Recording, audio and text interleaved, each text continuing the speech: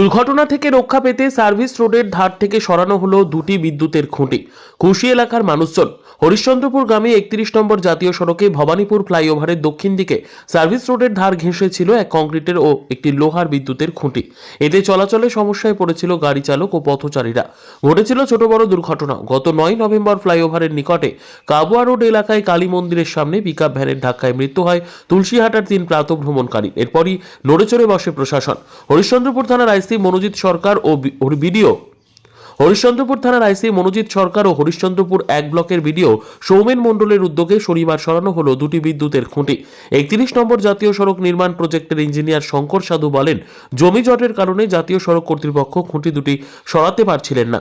স্থানীয় প্রশাসন চাষিদের সঙ্গে কথা বলে সমস্যার সমাধান করলেন। তুলসীহাটা এলাকার ব্যবসায়ী বিনোদ গুপ্তা বলেন, দুর্ঘটনার পর থেকে এলাকার মানুষ ভেঙে পড়েছিল। আর যাতে এই ধরনের মর্মান্তিক ঘটনা না ঘটে তার জন্য আমি এই